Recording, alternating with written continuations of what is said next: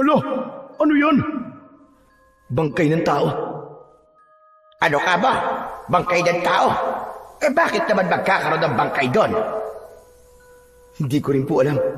Pero lolo, yung bangkay may kakaiba sa kanya. May kagat po sa leeg, tapos wakwak po ang katawan. Sa palagay ko, aswang. Aswang po ang may gawa nun. Lolo! Lolo, tulungan niyo ako! May malaking ibon na nakadapo sa nyog! Wakwak yan, Romeo. Isa sa pinakamatapang na uri ng aswang. Hoy! Halika dito at bumaba ka! Harapin mo ako! Akala mo yata'y matatakot ako sa'yo?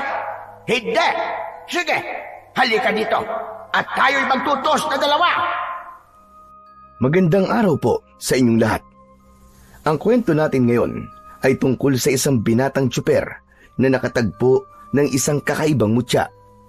Siya ay si Romeo, 30 taong gulang. Isang simpleng jeepney driver. Tahimik ang buhay niya. Paikot-ikot lang sa ruta ng pasada at uwi sa bahay. Pero isang gabi, may nangyaring hindi niya inaasahan. May isang kakaibang liwanag mula sa langit ang biglang bumagsak sa kanyang sasakyan. At sa mismong gulong ng jeep, doon niya napansin ang isang pulang bato. Para saan kaya ang mutyang yun? Swerte kaya ito? O isang sumpa na magdadala ng kamalasan? May kinalaman kaya ito sa isang gabi kung kailan nakatagpo sila ng kaibigan niyang si Tano ng isang bangkay sa gitna ng kalsada? Anong mga kababalaghan pa kaya ang mararanasan ni Romeo? At anong mga lihim ang kanyang matutuklasan habang tangan ang mutyang tinawag nilang mutya ng goma? Pero bago po ang lahat mga idol, huwag po nating kalimutan mag-subscribe at i-hit ang notification bell sa aking YouTube channel na The Voice Addict at Apong Isaak para sa mas marami pang makapigil hiningang kwentong aswang at katatakutan mula sa mundo ng kababalaghan. Umpisahan na po natin ang kwento. Madilim ang daan. Ang iilang poste ay halos wala ng ilaw. Tanging ang 2 dilaw na headlight ng jeep ang nagsisilbing liwanag sa makitid na lansangang papasok sa baryo. Tahimik ang paligid. Ang ingay lang na maririnig ay ang makina ng sasakyan at ang reklamo ng magkaibigang si Romeo at Tano. Grabe naman talaga ang kakurakutan ng mga opisyalis dito sa bayan natin, no? Mantakin mo. Matagal nang ipinangako sa baryo natin ang streetlights, pero hanggang ngayon, nga pa rin. Wala! Oo nga eh. Bawat eleksyon, yan lagi ang unang binabanggit ng mga kandidato. Ilaw sa kalsada, seguridad sa gabi, pero ni isang poste, wala pa ring maayos na ilaw. Sabi pa nga ni Kapitan dati, aprobado na raw yung budget para sa streetlights. Bakit wala pa rin hanggang ngayon, di ba? Yun ang sabi. Pero sabi naman ng iba, di daw totoo kasi hindi pa raw napipirmahan sa munisipyo eh. Hindi raw kasi kaalyado. Yun na nga, masyado na namang pinupolitika. Ano yung mga nakaupo? Parang di na talaga habol yung serbisyong tapat at totoo. Dahil kung sino lang yung mga kakampi, yun lang ang bubusugin nila. Kaya nga eh. Nakakainis. Parang wala tayong karapatang makinabang sa buwis ng bayan, no? Kung bakit ba naman kasi patuloy na tinatangkilik ng mga tao yan eh. Hindi na nadala. Ayaw magsiboto ng maayos. Kung sino ang sikat o kilala, yun ang pinipili nila. Maski alam naman nila kung ano-ano mga anomalyang ginagawa. Sinabi mo pa. Alam mo kung ano nakakatawa. Ang daming reklamo ng mga kabarangay natin. Pero landslide dito si Mayor. Paano? Nagpamigay ba naman yata ng tig 25 kilos na bigas sa bawat botante? At hindi lang yun, may kasama pang 500 piso.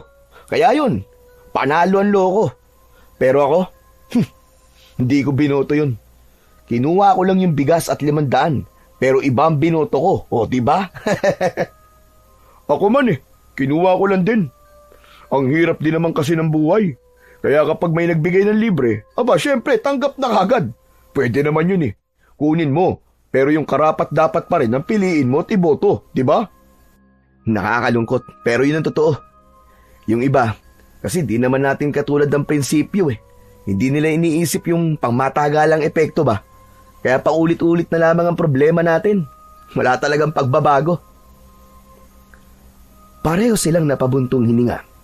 Wala nang nagsalita sa kanila sa loob ng jeep. Parehong malalim ang iniisip habang dumadaan sa madilim na kalsada. Si Tano ay nakatanaw lang sa labas habang si Romeo naman ay nagpatuloy na lamang sa kanyang pagmamaneho. Ang dalawa ay galing sa maghapong pamamasada. Si Romeo ang driver, 30 anyos na may mahabang buhok na laging nakapusod. Ang mga mata niya ng gabing yun ay namumula na dahil sa pagod at medyo inaantok. Sa tabi niya ay nakasakay naman si Tano, ang kanyang kaibigan na minsan ay nagsa-sideline sa kanya bilang kanyang konduktor. Si Tano ay halos ilang taon pa lang din na naninirahan sa kanilang baryo. Madali niya itong nakapagpalagayan ng loob dahil mabait at maaasahang kapitbahay. Nang malapit na sila sa arko papasok ng baryo, biglang napansin ni Romeo na may nakahambalang sa daan. Hindi yun klaro sa kanya kung tao ba o hayop, pero hindi ito gumagalaw. Biglang preno si Romeo. Sumadsad ang jeep sa mismong tapat ng nilalang. Si Tano ay biglang tila na itulak dahil sa lakas ng paghinto. Wala siyang seatbelt. Tumama ang mukha niya sa harap. Napasinghap siya dahil sa sakit na biglang naramdaman. Dumugo ang kanyang labi. Romeo! Pambihira! Ano bang... Bigla siyang napatingin kay Romeo habang hawak-hawak ang nasaktang bahagi ng bibig. Nanlalaki ang mga mata ng driver. Nakatitig sa harapan. Hindi gumagalaw. Romeo? Pare? Ano ba nakita mo? May bangkay sa daan, pare. Napatingin agad si Tano sa tinititigan ng kaibigan. Paglingon niya sa harap ng jeep, agad siyang nanlamig. Sa ilalim ng maputlang ilaw ng headlight ng kanilang jeep, napagtanto na nilang may katawan nga na nakahandusay sa gitna ng kalsada. Makikita rin na halos balot ito ng putik at tuyong dahon. Nakabuka ang mga braso, tila nakaturo sa magkabila ang gilid ng daan, at wala itong saplot sa paa. Parehas na silang nakatulala ng mga sandaling yun. Parehas din naramdam ang unti-unting paggapang ng kilabot mula sa kanilang talampakan, paakyat sa kanilang mga batok. Napalunok na lamang si Tano, pero parang tuyo ang lalamunan niya. Bumilis din ang pagtibok ng kanyang puso. Ilang segundo pa ang lumipas, kapwa na sila bumaba ng jeep. Dahan-dahan ang kanilang hakbang dahil parang nag-aalangan na baka patibong lamang yon ng mga kawatan. Baka biglang gumalaw ito at hold upin sila. Lalo na't narinig na nila parehas ang modus na yun. Paglapit nila doon, nakita nila ang kabuuan ng bangkay. Isang lalaking na tila nasa edad 30 o 40. Hubad ang itaas, may itim na pantalon, pero wasak na at puno ng kalmot ang balat. Ang tiyan nito ay makikitang wakwak. Kita ang ilang bahagi ng lamang loob na tila nilantakan. Ang mga mata nito ay nakadilat pa, pero wala ng buhay. Maputla na rin ang balat niya, parang wala ng dugo. Gayong malinis naman ang kinahihigian nito. Wala ni kaunting mantsa ng dugo, at sa may leeg nito, may marka ng tila kagat. Malalim yun. Hala! Ano yan? Bangkay ng tao, pare. Pucha naman alam kong bangkay ng tao yan, Chong. Ang ibig kong sabihin, ba't may ganyan dito?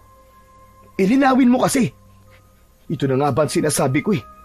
Madilim ang kalsada natin, kaya posible talagang maging pugad ng krimen ang lugar na to. Kawawa naman siya, Chong. Sino kaya yan, no? Mukhang di taga sa atin, ah. Hindi ko kilala eh. Hindi ko rin siya kilala. Pero tignan mo yung tiyan niya. Wakwak. Parang kinain. Hindi tao may gawa nito, Chong. Masyadong brutal. Teka, anong ibig mo sabihin? Tignan mo rin yung leeg niya. May kagat. Pamilyar sa akin yan. Parang kagat ng isang aswang. Ano ka mo? Aswang? Ano ka ba naman, Chong? Nasa modernong panahon na tayo ngayon, ano? Bakit ka pa naniniwala sa mga ganyan-ganyan? Baka naman sinadyang itapon lang yan dito. Posibleng salvage, ganun. Ano na? O kaya, biktima ng mga sindikatong kumukuha ng mga lamang loob para ibenta sa black market. Di ba usong-uso ngayon yun? Hindi, Chong. Hindi ganun to, sigurado ko. Tignan mong mabuti, oh. Yung mga sugat niya, tignan mo. Di yan sugat ng kutsilyo o mga sandatang gawa ng tao. Chong, malinaw na kalmot ang mga yan. Hey, nako. Ewan ko sa'yo. Basta ako, hindi ako naniniwala sa mga aswang-aswang na yan. Matagal na tayong wala sa panahon ng mga alamat. Alam mo, Chong, sa totoo nga lang mas natatakot pa ako sa mga tao ngayon kesa sa mga pinaniniwalaan mong mga halimaw. Ganun ba? Hindi ka naniniwala sa akin? Hindi. Hindi naman kasi talaga totoo mga aswang Kwento-kwento lang yan. Ano ka ba? Panakot lang sa bata yan nung maliliit pa tayo. Bahala ka. Basta ako, alam ko na aswang ang pumatay dyan. At posibleng may aswang na dito sa baryo natin. Ang mabuti pa, i-report na natin to sa barangay o kaya sa police station para maimbestigahan ka agad. Hindi pwedeng palampasin to. Teka, wag na pre. Ha?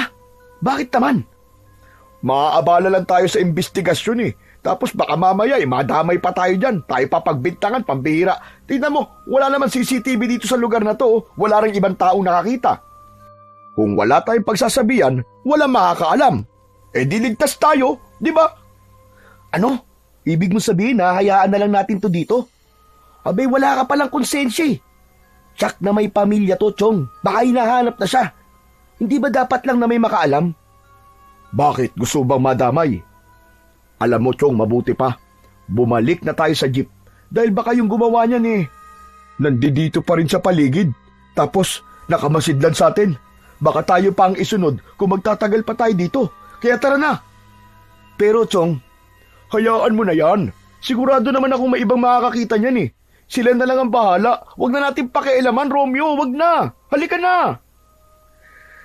Sige. Siguro nga tama ka. Dahan-dahang umatras ang dalawa. Nilingon pa nila ang bangkay sa huling pagkakataon bago muling sumakay sa jeepney. Muling pinaandar ng binata ang makina ng jeep. Tahimik lang sila ni Tano. Iniwasan ni Romeo ang katawan sa kalsada at dahan-dahang muling tinahak ang lubak-lubak na daan papasok sa baryo. Nang makaliko na sila sa kanto, bumagal na ang takbo ng kanilang jeep. Nasa baryo na sila, ngunit bigla silang napatigil nang biglang may tumawid. Muling napapreno si Romeo. Anak naman ng putya, oo! Ano yun? Ano ba pare? Kotang-kota na tayo Biglang may tumawid Huminto ang sasakyan sa gilid ng daan, malapit sa isang babaeng nakatayo sa madilim na gilid ng kalsada. Magulo ang buhok ng babae, tila hindi nagsuklay ng ilang araw. Ang suot niyang damit ay gusot-gusot din at may bahid ng putik. Nakayuko ito nung una, pero nang marinig ang preno ng sasakyan, dahan-dahan itong tumingala. Nakatitig lang sa kanila ang babae. Nanlilisik ang mga mata nito. Hindi nagsasalita. Tapos inikot nito ang tingin kay Tano.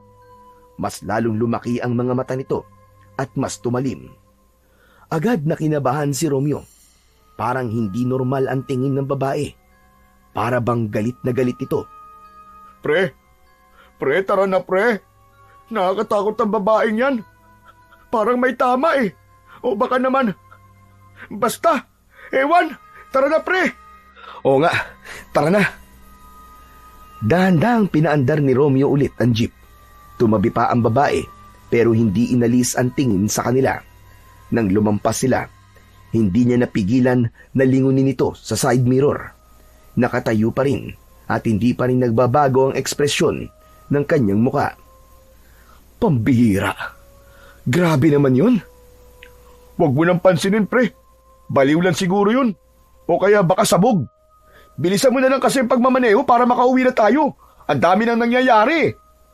Kaya nga Tignan mo, nakatingin pa rin Ano kayang meron dun Hala, oo nga Baka naman siya yung aswang.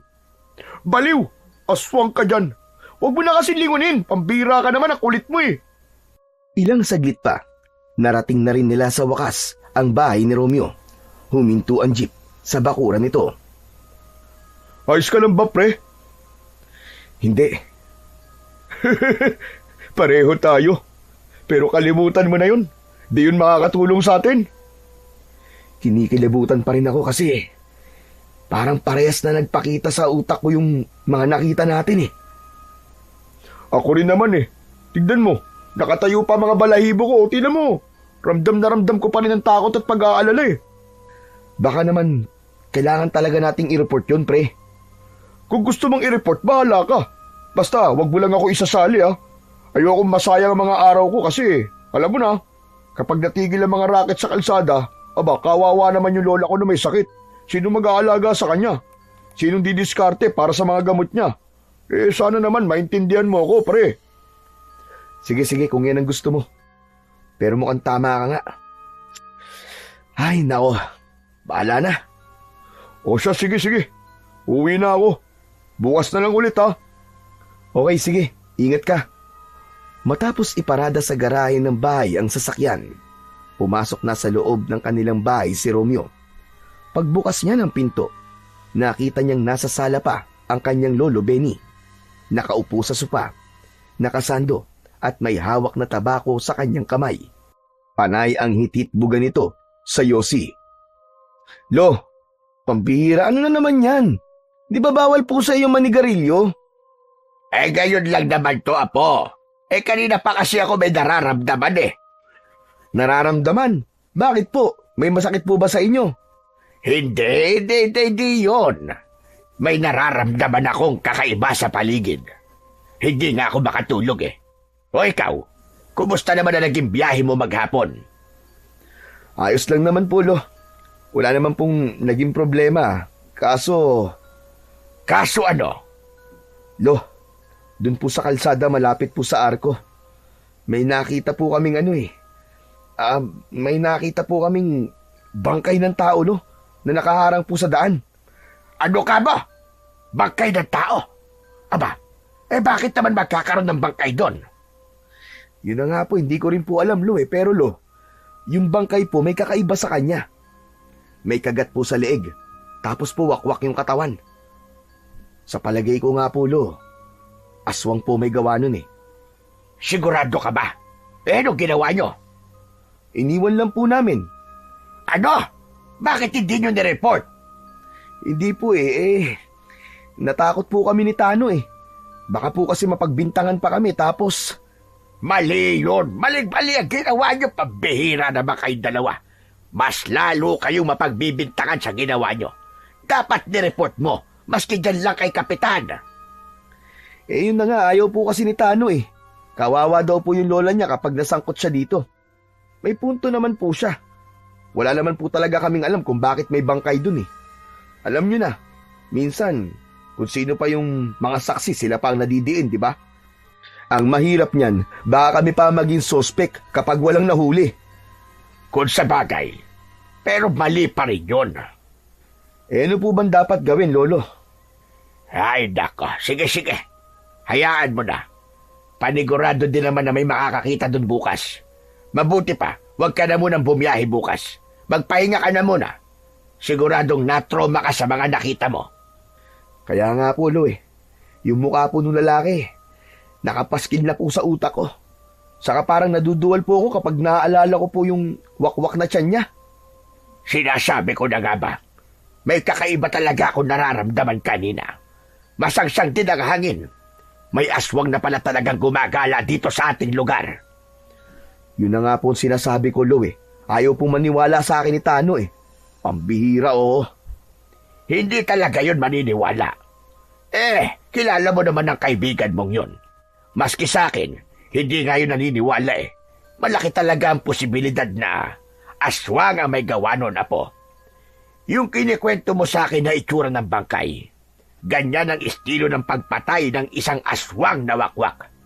Kaya lang, bakit dito sa baryo natin dinala yung bangkay? Saka bakit nasa kalsada?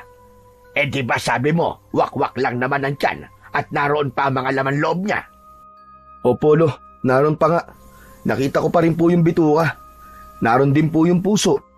Pero Magulo po eh. Di ako sigurado kung kumpleto pa talaga yon. Hindi kaya Ano po, Lo? posible kayang sinadyang dalhin dito para kainin? Baka ang aswang, taga rito mismo sa baryo natin. Ano po, Lo? Taga rito sa baryo natin? Ibig sabihin po eh, may kababaryo po tayong aswang? Aba, sino naman po, Lo? Hindi ko masasabi kung sino. May mga aswang na marunong magtago ng tunay nilang katauhan, pati amoy, kilos at iba pang palatandaan. Kung minsan pa nga, kahit mga albularyo, hindi sila kagad makikilala. Naku po, nakakatakot naman po pala yun, Lolo. Hindi natin alam, nasa harap na pala natin yung mga aswang. Eh kaso, yun nga, Lo, bakit po nasa kalsada po yung bangkay? Posibleng may pumigil kaya ganon. O kaya baka may nakakita. Kung ganun, Lo, delikado na pala talaga dito sa baryo natin. Kailangan natin maging mapagmatsyag kasi hindi natin kilala kung sino ang kalaban. Tama ka, Romeo. Kailangan nating mag-ingat. Ikaw na lalo at inaabot ka ng gabi sa biyahe. Oo nga po eh. Pero kasama ko naman po palagi si Tano eh. Hindi sapat yon. Hayaan mo, Apo. At gagawa ako ng langis para kung sakali na lumapit sa atin o sa'yo yung aswang. Kahit na magbalat kayo pa siya, malalaman natin. Paano po yun, Lo? Kukulo ang langis kapag may malapit na aswang. Teka, ano naman pong klaseng langis yun?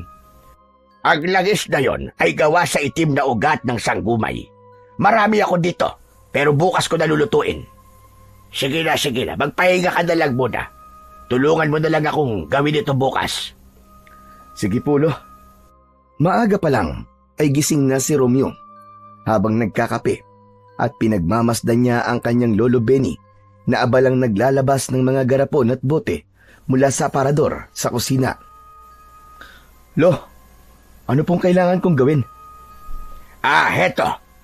Mamaya, pagkatapos mo dyan magkape, hugasan mo mga ugat na ito. Inilapag ng matanda ang isang bugkos ng mga itim na ugat.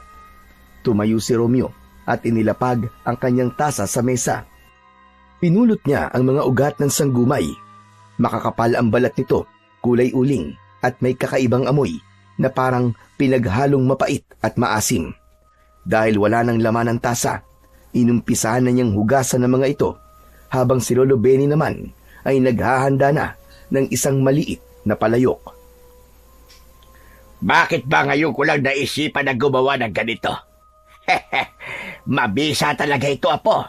Sa pamamagitan nito, matutukoy natin kung sino ang aswang na nandito sa ating baryo. Pero Lo, paano po pag natukoy na natin kung sino po yung aswang? Ano na pong gagawin natin?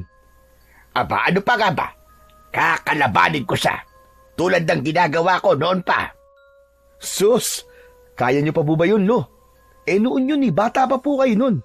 Malakas pa po ang katawan niyo nun. Ngayon, uugod-ugod ka na. Paano pa kayo lalaban yan? Anong matanda sinasabi mo? Hoy, ikaw na bata ka. Huwag mo kong maliitin Kahit ganito na ang itsura ko, matikas pa rin to. Malakas pa rin ako tulad ng dati. Baka hindi mo nalalaman. Ang tawag sa akin noon ng mga tao, Bening Bangis. Dahil ako lang naman ang nakapatay sa 3 pinuno ng aswang sa iba't ibang lugar noon. At kailan ka naman po nakapatay ng 3 aswang, Aber?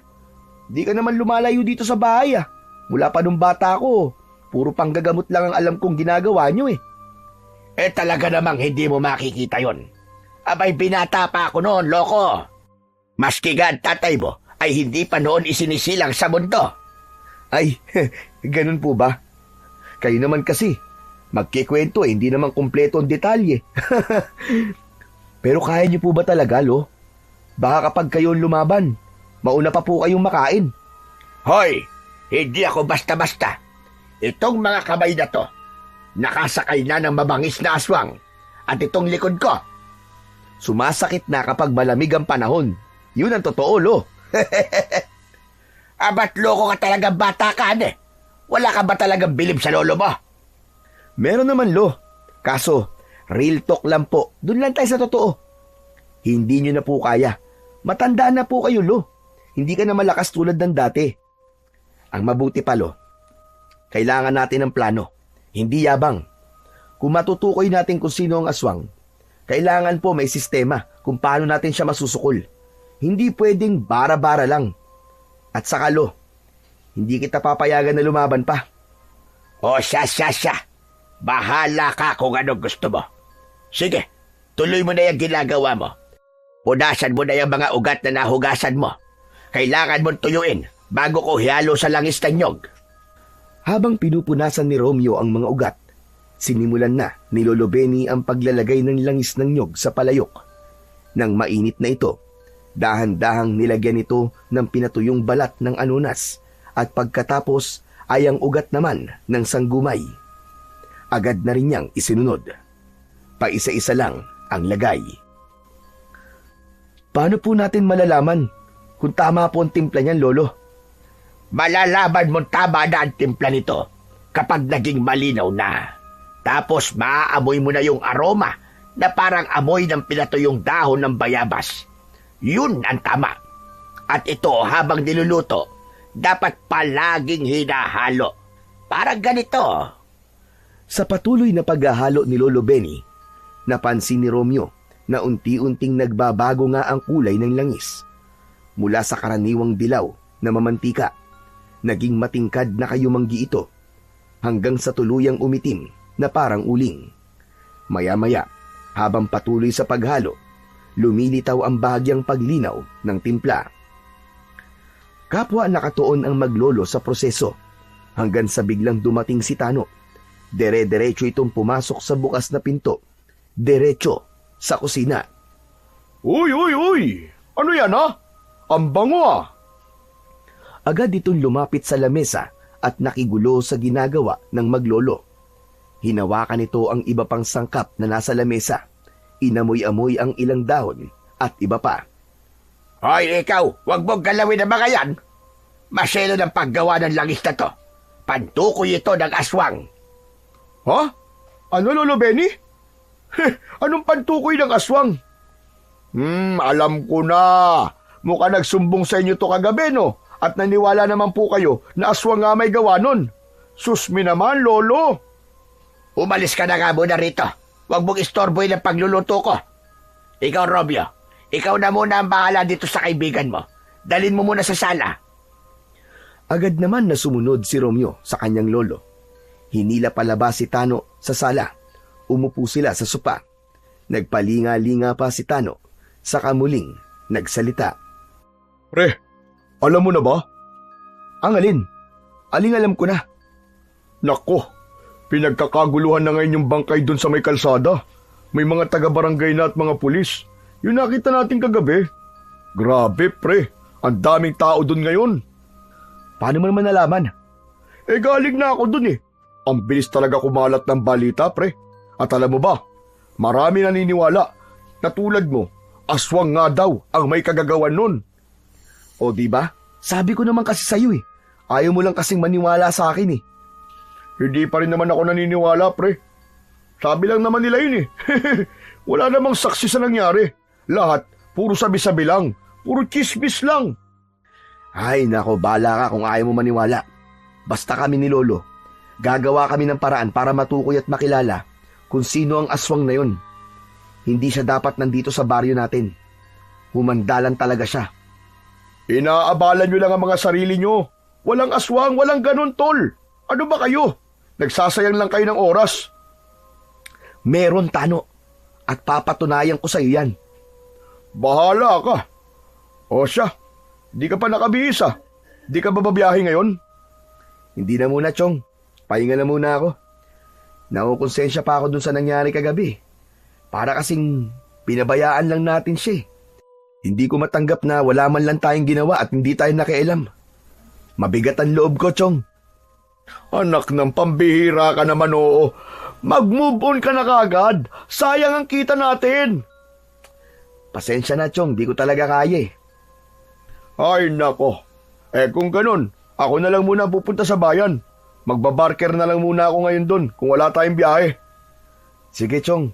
Pasensya ka na muna ha. Ayos lang, walang problema sa akin.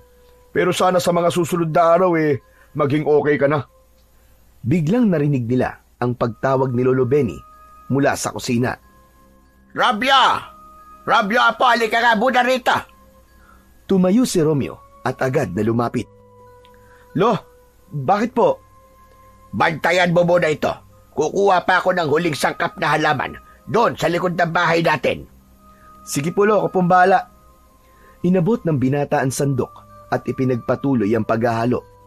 Tumalikod na at tuluyang lumabas ng bahay ang matanda. Nang medyo lumipas na ang ilang minuto, nakaramdam siya na tila naiihi. Tano! Chong! Chong, ikaw na nga muna rito. Ihi lang ako. Ano? Baka naman magalit yan si Lolo. Okay lang yan, ano ka ba? Matagal pa yun. Tapos na ako magbanyo bago pa yun pumasok ulit dito. Sige na, baka bumaha dito Hindi ko na kayang pigilan Sige na nga, akin na nga yung sandok. Bilisan mo ha. Habang lumalayo si Romeo, nanatili si Tano sa kusina. Nakatitig sa langis.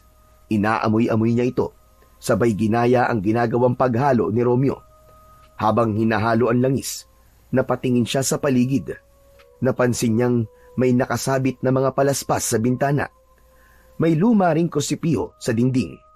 Sa sulok ng kusina, may lumang kahon na may ukit na muka ng leon. Grabe, ang daming pangontra. Binalik niya ang atensyon sa palayok at muling hinalo ang langis. Bigla siyang napatigil sandali nang titigan niya ang kumukulong likido.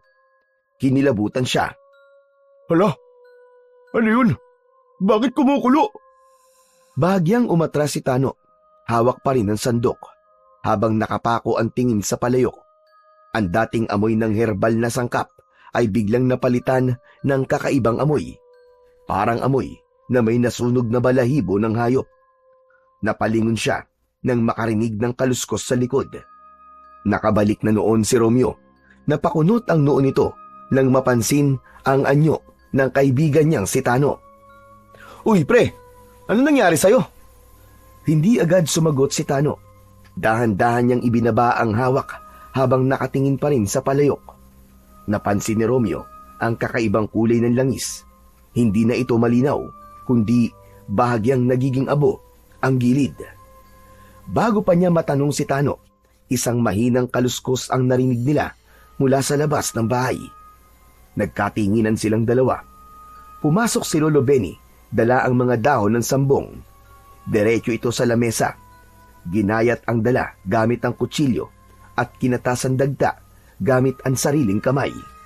Nang matapos, ay dahan-dahan itong ibinuhos sa langis. Sige na, ako na bahala dito. Salamat, apo, sa tulong mo. Umalis na ang dalawa at pumunta ulit sila sa sala. Samantala, naiwan naman sa kusina ang matanda. Habang inilalagay ang katas ng sambong, kumunot ang noo ng matanda. Tinitigan niya ang kulay ng langis. Tila may napansin siyang bahagyang pagbabago. Kinuha niya ang sandok at hinalo ito ng hinalo. Unti-unti, luminaw ulit ang langis. Samantala sa sala ay nagpaalam na si Tano sa kaibigan niyang si Romeo. O paano, sige na pre. Una na ako ha. Kailangan kong maaga makapagsimula para makarami. Naubos na yung gamot ni Lola Mabuti na lang at gumaganda-ganda na ang pakiramdam niya ngayon. Sige, Chong. Pero Chong, ba't di mo subukang ipatingin kay Lolo? Malay mo, hindi sa ospital gagaling si Lola, kundi sa albularyo. Chong, magaling si Lolo, maniwala ka. Alam ko magaling ang lolo mo, Chong. Pero dalan-dala na ako sa mga albularyo Hindi ko sinasabing wala akong tiwala kay Lolo Benny ha. Pero noon pa kasi, isinumpa ko na sa sarili kong hindi ako hihingi ng tulong sa mga katulad niya. Aba, bakit naman, Chong? Basta. Ayoko lang. May mga bagay lang na mas mabuting sa akin na lang at wag nang ungkatin. Mabilis na tumalikod na si Tano. Halatang ayaw ng patagalin pa ang kanilang usapan.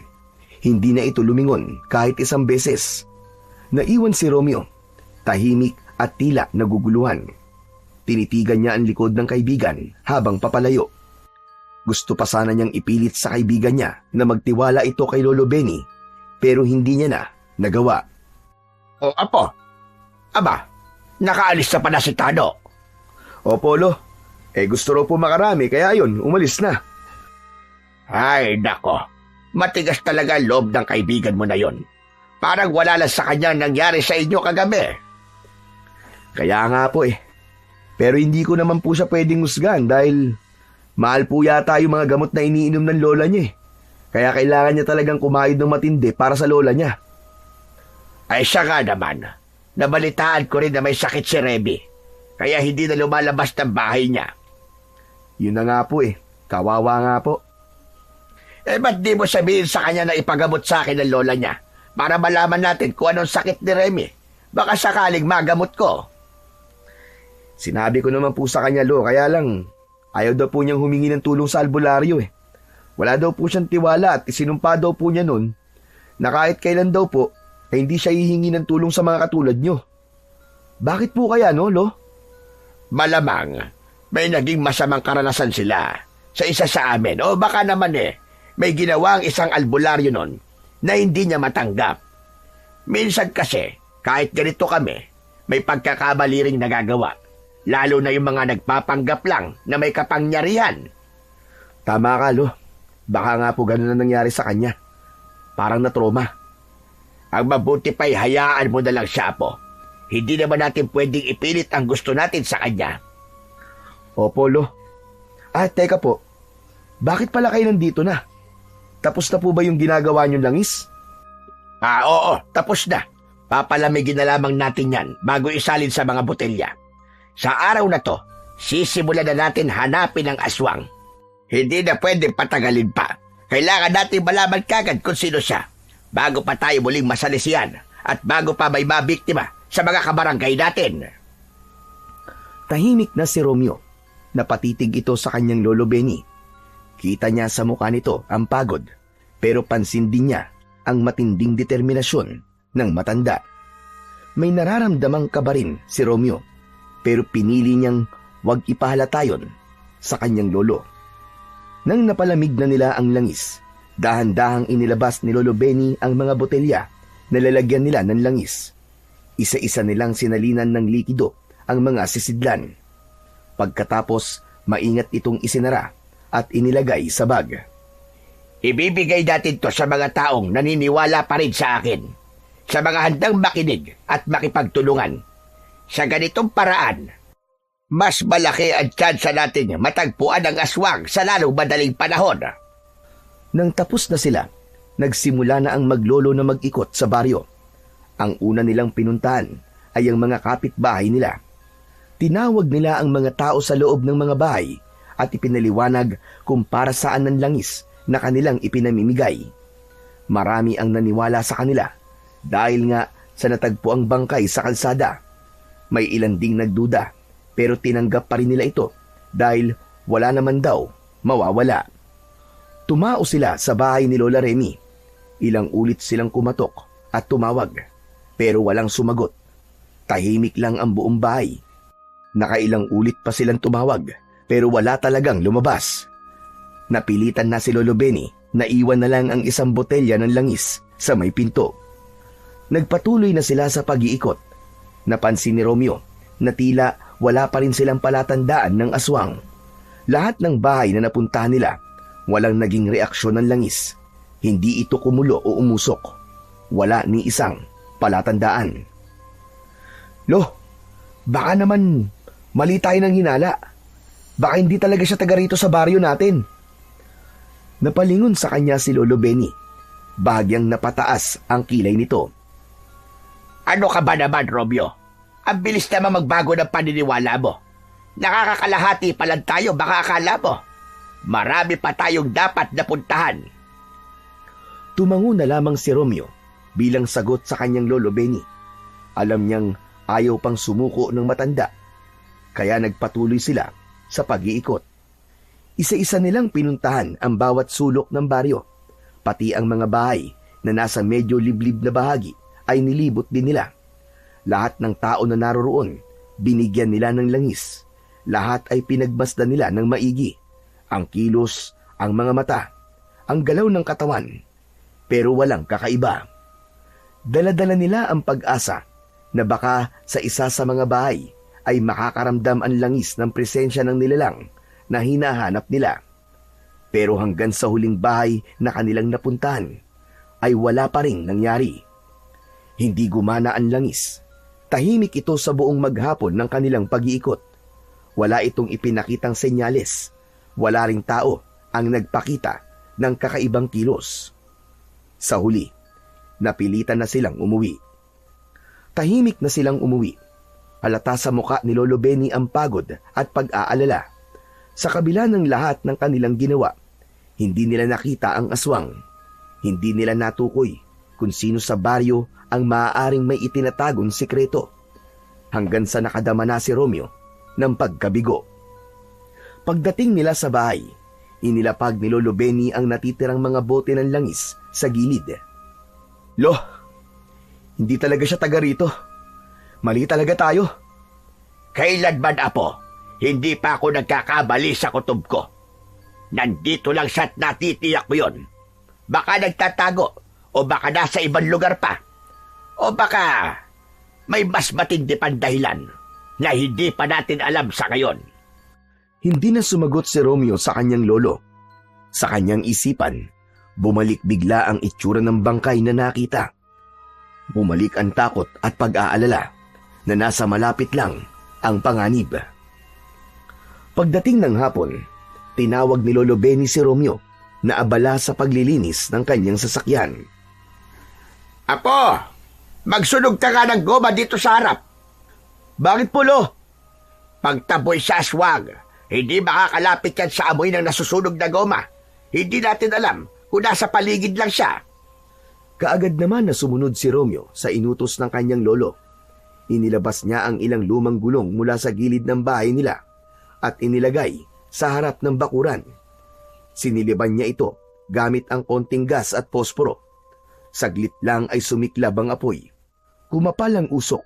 Umalingasaw ang matapang at masangsang na amoy ng nasusunog na goma. Ayon kay Lolo Benny, ang usok na mula sa nasusunog na goma ay hindi kayang tiisin ng mga nilalang na galing sa dilim.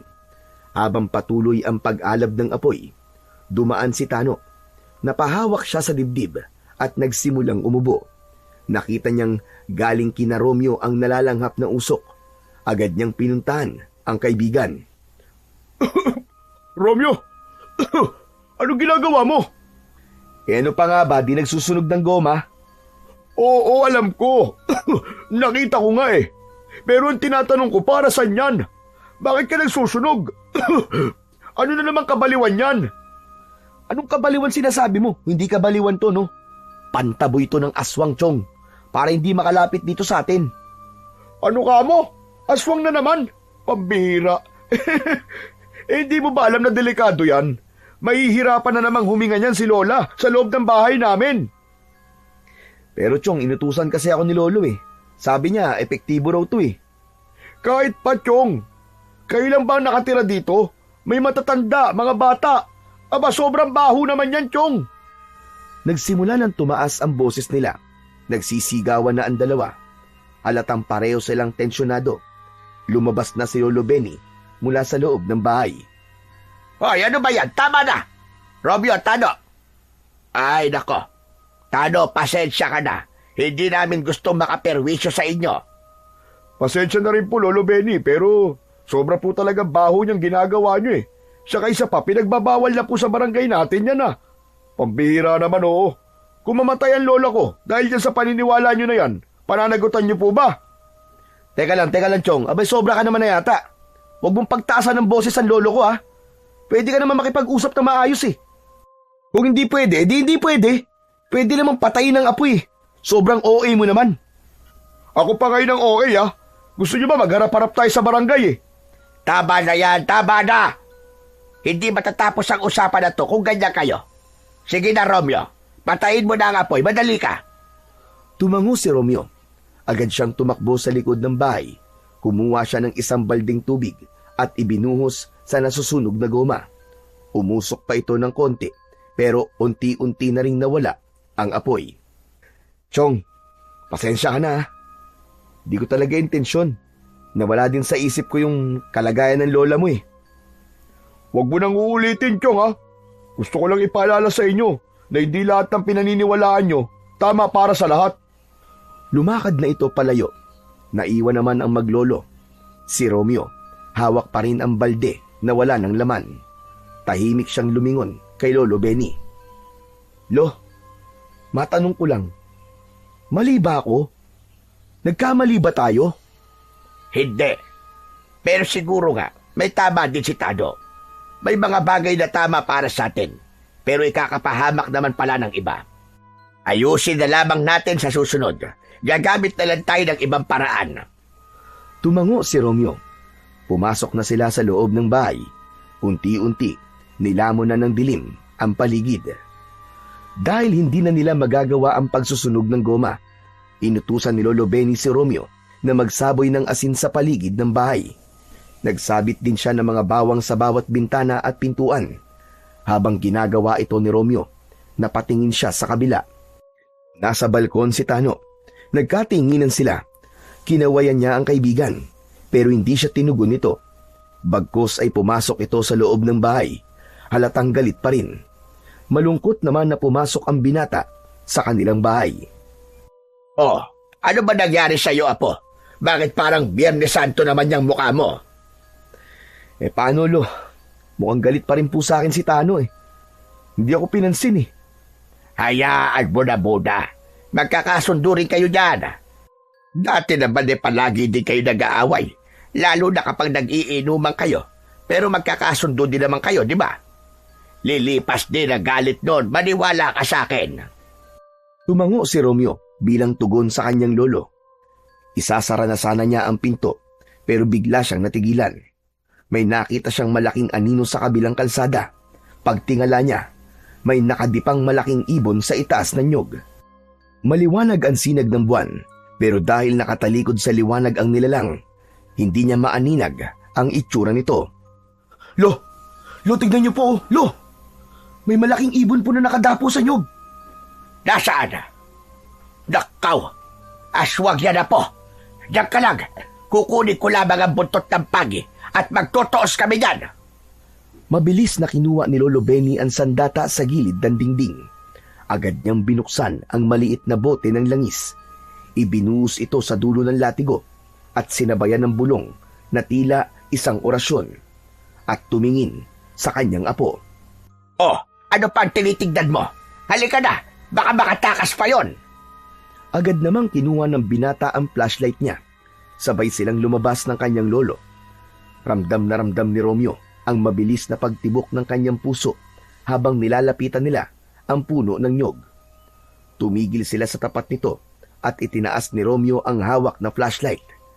Nang masapul ng liwanag ang itaas ng puno, natigilan siya. Nandun pa rin ang nilalang. Nagulat siya sa nakitang muka ng nilalang. Matutulis ang tenga nito na parabang sa paniki. Tapos ay mahaba ang kanyang bibig, pero hindi ito tuka, kundi bibig na puno ng matutulis na pangil. Nakalitaw ito kahit na nakasara ang bibig. Ang mga mata nito ay malalaki at mapupula. Ang ilong ay maliit, halos wala ng butas. Mahaba at manipis din ang dila nitong labas-masok na tulad ng sa ahas. Lo! Ano po klaseng aswang yan? Ang tawag dyan ay wakwak, Romeo. Isa sa pinakatusong uri ng aswang. Sandali lang. Hoy! Halika dito! Bumaba ka rito at harapin mo ako! Akala mo'y natatakot ako sa'yo, ha? Hindi! Sige! Halika at magtoast tayong dalawa! Sa sigaw ng matanda, biglang lumipad ang wakwak. Malapad ang anino nitong tumabon sa liwanag ng buwan. Umikot-ikot pa ito sa ere at nagpakawala ng malakas na sigaw.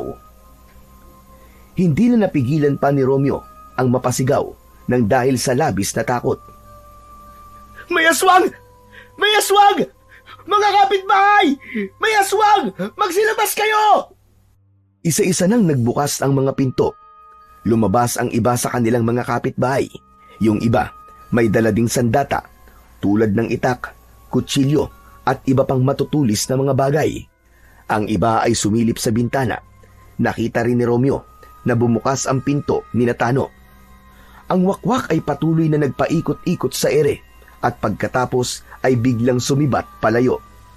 Tahimik ang lahat, ang mga matay nakatingala. May mga matatandang nagsignos ng krus at napadasal. O di ba? Di ba tama ako? Tama kami ni Lolo. May aswang nga dito sa baryo natin, mga kababaryo. May aswang sa baryo natin. Bumaling siya bigla kay Tano na nakatayo sa may pinto at nakatingala sa itaas. Nang sumigaw siya, nakita niyang sumulyap sa kanya ang kaibigan. Pero saglit lang, hindi ito kumibo. Tahimik lang itong tumalikod, pumasok sa bahay at muling isinara ang pinto. O ano? Naniniwala na po ba kayo?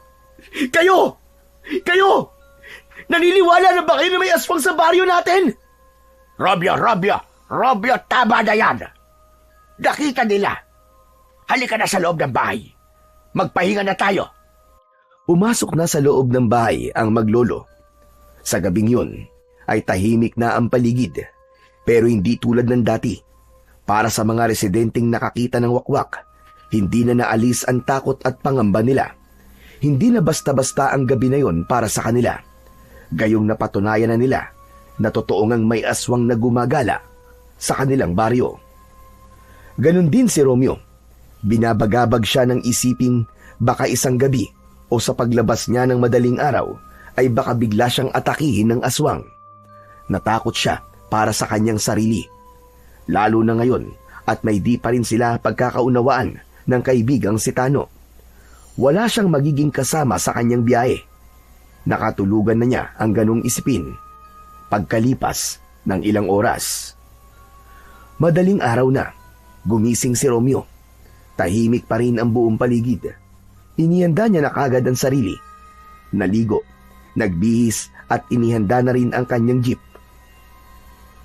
Di iisang beses na tinanaw niya ang bahay ng kaibigan. Maski umuugong na ang makina ng kanyang sasakyan, di pa rin ito lumalabas ng bahay nito. Hindi tulad ng dati. Naghintay pa siya ng ilang sandali, pero napagtanto niyang tila ayaw pa rin itong lumabas. Hindi na niya inasahan na sasama pa sa kanya ang kaibigan si Tano.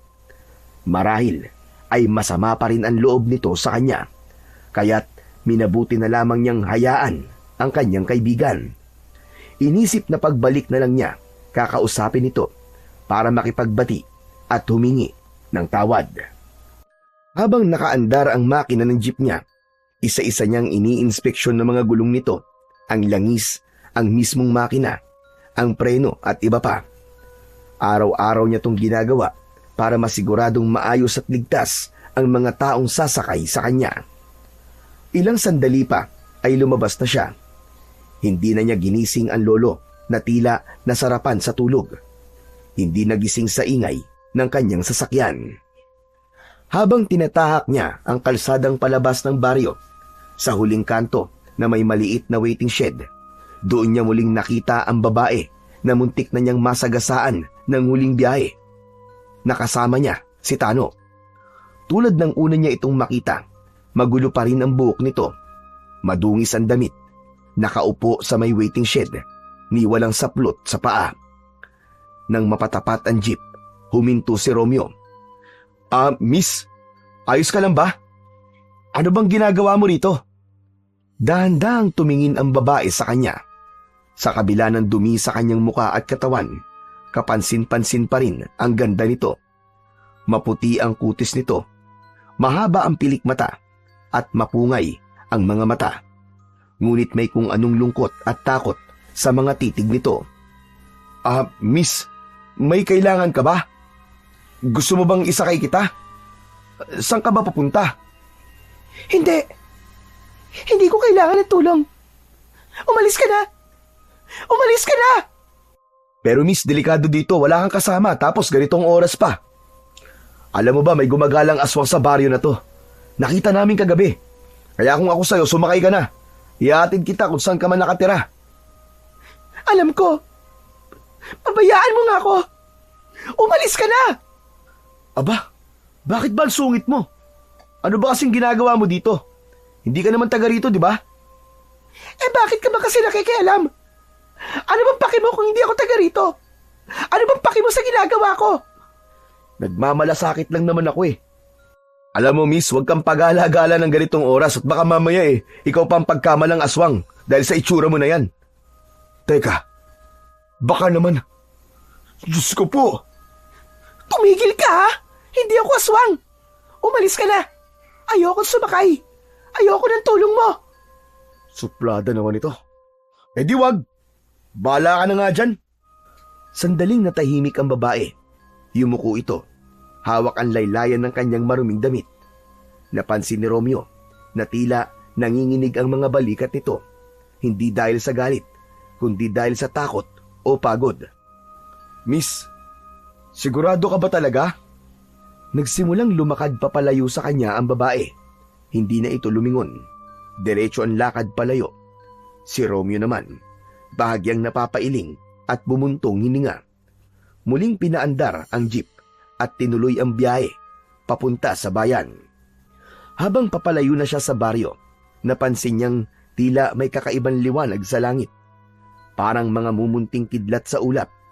Kahit wala namang kulog, ngunit hindi niya masyadong pinagtuunan yun ng pansin.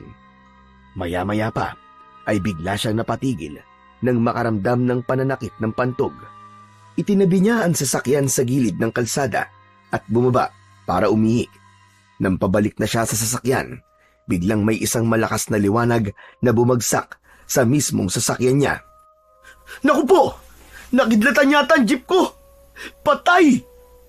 Mabilis lang na nawala ang liwanag na yon. Kakatwa sa paningin ng lalaki dahil tila wala namang nangyari. Wala ring senyales ng pagkasunog. Pero kahit ganun ay hindi siya nagpakampante. Inikot niya ang harap ng jeep. Wala siyang nakita. Walang nasira, walang tama, walang kahit munting apoy. Hanggang sa nakahinga na siya ng maluwag. Lumapit siya sa gilid ng jeep at sinilip ang mga gulong. Doon siya napatigil. Sa may singit ng gulong, parang may kumikislap. Lumuhod siya at tinignan itong mabuti. May maliit na bagay na sumiksik sa gilid ng goma. Kulay pula ito, kasing laki ng holin.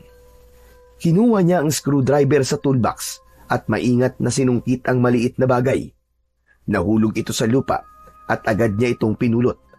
Pagdampi ng kamay niya dito, parang may kuryenteng biglang dumaan sa balat niya. Mabilis lang yun, parang saglit na kiliti ng kuryente sa kanyang palad. Anak ng... Aray! Ano ba to? Bato ba to? Wala siyang ideya kung ano yun. Kaya ipinasok na lang niya sa kanyang bulsa. Bumalik siya sa loob ng jeep at nagpatuloy niya sa kanyang biyahe. Habang nagmamaneo siya, biglang nangati ang likod niya sa bandang gitna, sa parteng halos hindi niya maaabot. Hindi yun basta pangangati lang. Ito yung klase ng kate na nakakainis, na parang lalong tumitindi kapag hindi nakamot. Ano ba naman to ang kate? Visit! Ayaw paawat Sinubukan niyang abutin ito gamit ang hintuturo, pero kulang. Hindi niya maabot, kaya inikot niya ang balikat, inuunat ang braso, at pilit na inaabot ang makating bahagi. Sa gulat niya, bigla niyang naabot ng walang kahirap-hirap. Ay, salamat! Ang sarap pagkamot! Ang sarap talaga! Damang-dama niya ang ginagawa habang kinakamot ang makating bahagi ng likod. Hindi niya napansin na ang braso niya ay bahagyang humaba. Hindi lang basta umabot, kundi literal na umunat. Ang mga buto sa kanyang braso ay tila nanlambot at naging parang goma. Hindi niya kagad ito napansin. Parang normal lang yun. Akala niya ay dahil lang sa tamang anggulo ng katawan at pag-ikot ng balikat, kaya niya ito naabot. Muli niyang ibinalik ang kamay sa manibela. Hindi alintana ang kakaibang nangyari sa kanyang katawan. Wala siyang kaalam-alam na ang bagay na nakasingit sa gulong ng kanyang jeep, ang maliit na pulang batong bilog na kasing laki ng hulin, ay nagsisimula ng magkaroon ng epekto sa kanyang katawan. Sa araw na yon ay may kakaiba. Pagdating pa lang niya sa terminal, mabilis na napuno ang jeep niya. Maganda ang naging simula ng araw niya. Pagkatapos ng unang biyahe, halos walang patlang ang biyahe niya. Palagi pang napupuno. Yung tipong kapag may bababa ay may kagad na sasakay. Sa dami ng pasahero, halos hindi na siya inabot ng oras para magpahinga. Di bale, ayos to. Mukhang paldo ang kita ngayon. Nang bandang tanghali, pumarada muna siya sa terminal at kumain ng tanghalian. Nang matapos, pagbalik niya sa sasakyan, nakita niya si Tano na nagbabarker sa kabilang sasakyan. Nagkatitigan sila pero biglang iniiwas ng kaibigan ang tingin sa kanya. Tumalikod si Tano. Napakamot naman sa ulo si Romeo. Anak ng 7 kagaw, oo. Ang tindi namang tuyuin ng best friend ko na to. Ang tagal magtampo. Pambihira, oo. Hindi na niya kinulit ang kaibigan. Sa halip, tinuloy na niya ang kanyang pamamasada. Lumipas ang hapon at unti-unting humupa ang dami ng pasahero. Nang tumuntong na ang gabi, nagsimula na siyang bumalik pa baryo. Medyo pagod pero magaan ang loob niya, lalo na at maayos ang naging kita niya sa araw na yon. Noon lang talaga siya sinuwerte ng ganun. Pagdating niya sa bahay, nakita niya ang lolo Benny niya na nagluluto. Agad na bumungad sa kanya ang amoy ng langis. Lo, mano po? Ano pong ginagawa niyo, Lo? Heto. Nagluluto ako ng langis. Para saan po yan? Nilagyan niyo po ulit ng itim na ugat? Oo, Apo. Nagluluto ulit ako. May nangyari kasi kanina eh. Aba, ano po yun? Ano po nangyari? May nagpagamot kasi dito kaninang babae. Natawas ko na binarang. Matapos kong mapasanib yung mambabarang sa pasyente, kinuha ko ang langis para makumpirma kung nakasanib na ba ang mambabarang. Hindi ko mulo yung langis. Tinawanan pa ako ng hayop na mambabarang na yon. Talaga, Lo? Hindi gumana yung langis nyo? Yun ang rin ang ipinagtataka ko eh. Alam ko naman na tama ang timpla natin. Tama rin ang mga sangkap na nilagay ko. Pero bakit hindi gumana? Bakit nga kaya, Lono? Baka may mali sa naging proseso natin ng paggawa. Kaya heto, inuulit ko na lang. Ikaw, kumusta naman ang naging biyahe mo? Ayos na ayos po, Lo. Marami pong pasahero ngayon. Nakabawi po kahit papano. Aba, mabuti naman kung ganon. Apo, bigyan mo nga ako bukas ng pambayad sa kuryente natin ha. Medyo malapit na ang due date. Yung po ba, Lo? Wala pong problema. Sagot kita, Lo. Umupo na si Romeo sa may lamesa. Pinagmasdan niya isa-isa ang mga bagay na naroon. May ilang piraso ng itim na ugat, kinatas na sambong, tuyong damo na nakatali sa abaka, may kandilang nakasindi, at iba pa. Apo, iabot mo nga yung kinatas na sambong. Ilalagay ko na rito. Konting tiis lang ng gutom, hane. Malapit na rin ang niluluto ko. Wala sa sariling inabot ni Romeo ang mangkok na may berdeng likido. Medyo malayo ito sa kinauupuan niya. Iniunat niya ang kanyang braso at humaba ito.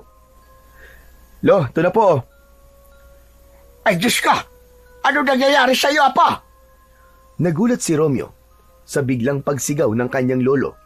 Napatitig siya sa kanyang kamay. Doon lang din niya napansin. Ah! Lo! Lo, ano to? Ano ba? Bakit ganyan ka? Diyos ko, Romeo! Ano nangyayari sa'yo? Hindi ko po alam, Lo.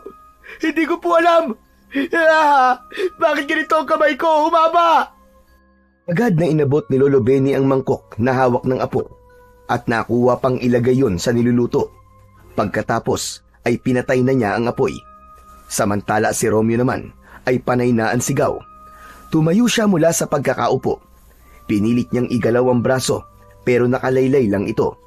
Agad na gumapang ang takot at kaba sa buong katawan ng binata. Apo, humilahog ka. I-relax mo. I-relax mo lang. Lo, ayaw Lo eh. Ayaw bumalik Lo eh. Ilang saglit pa at napaupo siya sa sahig. Nanghina siya sa takot. Tumulo ang pawis sa kanyang noo at sa isang iglap, nahimatay si Romeo. Agad naman na lumapit si Lolo Benny sa kanyang apo. Nakita niyang unti-unting bumalik sa dati ang braso ng kanyang apo. Nang tuluyang bumalik sa normal na haba, parang walang nangyari, maliban sa nawalang malay na si Romeo. Agad na kinuha ng matanda ang kanyang pangtawas. Nang makuha na ito, nagsimula na siyang magsagawa ng isang ritual. Marahan siyang bumulong sa hangin bago sinindihan ang kandila. Habang ginagawa niya yon, ay nakaramdam siya ng kakaiba. Tumayo ang mga balahibo niya. Matapos sindihan ang kandila, hinawakan niya ang pulso ng apo at doon niya nakita ang isang nilalang na nakatayo sa tabi ni Romeo. Hindi ito tao, isa itong nilalang na mataas at ang muka ay natatakpan ng maskarang kahoy. Sa likod nito ay may umaalon na kapa. Gumagalaw maski walang hangin. Hindi ito gumagalaw. Nakatayo lang ito sa tabi ng apo niya. Ngunit matindi ang presensya nito. Hindi nakakibo ang matanda. Hindi niya alam kung ito ba ay bantay o isang banta. Hindi ito kumikilos, pero ramdam niya ang kapangyarihang taglay nito. Parang isang diwata o isang espiritu na hindi niya kabisado. Napalunok na lamang si Lolo Benny. Sino ka? At anong kailangan mo sa apo ko? Pero hindi siya sinagot ng nilalang. Nanatili lang itong nakatayo. Ilang sandali pa, bigla na lang itong naglaho na tila usok. At si Romeo, nasa saig pa rin. Walang malay, pero humihinga. Nang magising na si Romeo, mabilis siyang bumangon mula sa malamig na semento. Agad niyang tinignan ang kanyang braso. Bumalik na ito sa dating sukat. Napansin niya ang lolo niya na nakaupo sa tabi ng lamesa. Nakatulala at parang malayo ang tingin. Parang may malalim na iniisip. Lolo, nangyari? Napalingon si Lolo Benny. Hindi siya kagad nakapagsalita. Tila hindi makapaniwala sa nangyari. Ipinagpag ni Romeo ang kanyang damit na bahagyang nalagyan ng alikabok. Nang masigurong maayos na ang katawan, umupo siya sa tabi ng kanyang lolo. Lolo, nangyari? Totoo po ba yun? Humaba po talaga yung kamay ko kanina? Hindi umimik ang matanda sa kanyang tanong. Lo, teka lang ha. Itinaas niya ang kanyang kanang braso at muling sinubukan na pahabain ito. Sa harap ni Lolo Ben, muling humaba nga ito. Parang goma, nababatak, napapaikot niya at sa pagkakataong yun, naibalik niya na ito sa dating anyo at forma. Uy! Hanip! Totoo nga, Lo! Nagkatinginan silang maglolo. Parehas nagulat ang kanilang mga ekspresyon. Pero si Romeo, napangiti na. Sa kabila ng kababalagan, nakaramdam siya ng konting kasiyahan. Ayos to! Susubukan ko ulit, Lo, ha? Tignan nyo, ha? Pinaglaruan niya ang kanyang katawan. Pinahaba niya ang kanyang leeg. Tinanaw ang laman ng palayok. Lo, tapos na po pala itong niluluto nyo eh. Tumawa na rin si Lolo Benny, bagamat may halong kaba pa rin ang tawa niya. Ang pangit mo, apo! Para kang kanggaro! Hala, hindi po yung kangaroo, Lo. Giraffe po yun, yung mahaba ang leeg. Kayo naman, oo. Hindi pa nakontento si Romeo. Sinubukan niyang pahabain din ang kanyang mga binti. Bigla siyang naging parang poste. Muntik pa siyang mauntog sa kanilang kisame. Pagkatapos nun, naisipan ng binata na subukan pa ang kakayahan ng kanyang katawan. Napangiti siya. Ipinorma niya ang sarili na bilog. Ang katawan ay binanat, tapos ang ulo ay inilapit sa kanyang talampakan. Nagmukha siyang bilog na bola, tapos isang malakas na tulak mula sa kanyang paa. Tumalon siya mula sa saig at literal na tumalbog-talbog siya sa loob ng kanilang bahay. Tumama siya sa dingding, tumalbog sa kisame, saka gumulong sa gitna ng sala. Apo, sandali! Dahan-dahan ka lang at baka makabasag ka ng gamit natin! Pero hindi siya tumitigil. Para itong bata na tuwan-tuwa sa kanyang bagong tuklas na kakayahan. Halata sa kanya ang labis na saya at pagkasabik. Yes! Ayos to! Mukhang pwede na ako mag-change ka rin nito, Lo. Pumasok kaya ako sa perya, no? Naku po, sigurado ko, pagkakaguluhan ako nito ng mga tao, yayaman na po tayo, Lo! Natawa na rin si Lolo Benny kahit may konti pa rin na pag-aalala. Hindi niya akalaing sa isang gabi lang ay may mangyayaring hiwaga sa kanyang apo. Hindi niya inaakala na makikita niya ito na tumatalbog-talbog sa bahay nila na parang isang life-size na Super Bowl. Apo, tama na yan. Romeo, tama na. Huwag ka nang tumalbog-talbog. Tignan mo at bukas pa ang ating pinto. Baka mamaya yan may makakita sa'yo. At ano pa ang isipin? Ay, oo nga pala no. Teka lang po. At sa huling pagtalbog niya, gumulong siya papalapit sa pinto at isinara yun. Bumalik na siya sa dati niyang anyo. Hingal na hingal siya, pero masaya. Lumapit na siya sa matanda at umupo sa tabi nito. Lo, seryoso, ano po kaya nangyari sa akin, no? Bakit nagkaganito po ang katawan ko? Nakulam kaya ako, Lo? Bago pa makasagot si Lolo Benny, biglang napahinto si Romeo. Parang may naalala siya. Agad niyang hinanap sa bulsa ang pulang batong nakuha niya sa kanyang gulong. Inilabas niya ito at inilapag sa lamesa. Nabigla si Lolo Benny nang makita ito. Bigla siyang napatitig. Nangunot ang noo niya sa nakita. Sandali lang. Pamilyar sa akin ang bato na yan, ha? Saan mo to nakuha? Sa gulong ng jeep ko, Lo. Sa palagay niyo po, may kinalaman kaya yan sa nangyayari sa katawan ko? Hindi ko pa alam, Apo. Pero teka, may kukunin lang ako sandali. Diyan ka lang, hintayin mo ko. Tumayo si Lolo Benny at agad na pumunta sa kwarto niya. Pagbalik nito ay may hawak na itong isang lumang aklat. Makapal ito at amoy luma na. Ipinagpag ng matanda ang alikabok na bumalot dito.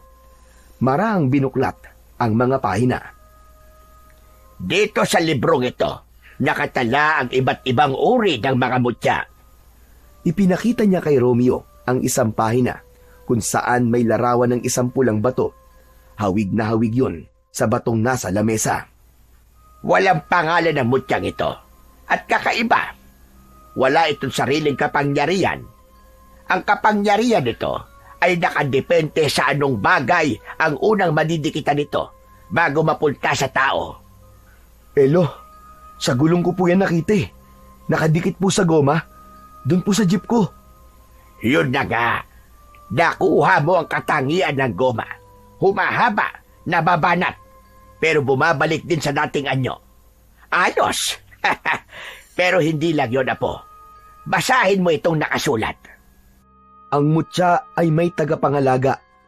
Isang nilikha na hindi diwata at hindi rin engkanto. Tinatawag silang mga haranay. Mga elemental na tagapamagitan ng langit at ng lupa. Tagabantay ng lakas at puwersa mula sa itaas.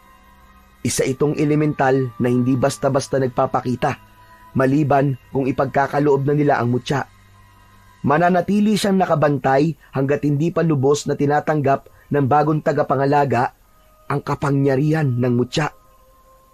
Napakunot ang noo ni Romeo.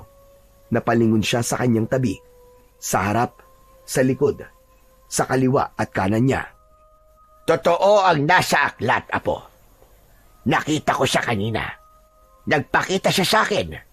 Hindi ko alam kung bakit. Nakatayo siya sa tabi mo. Mukha siyang tao, pero balot ng maskarang kahoy ang kanyang muka. Pero yung katawan niya, aba, sobrang liwanag. Kung ganun po, Lo, siya po yung tinutukoy po dito sa libro na bantay. Pero sa palagay niyo po, bakit po ito biglang dumating? Sinadya ba talaga na mapunta sa akin ng mutya o nagkataon lang?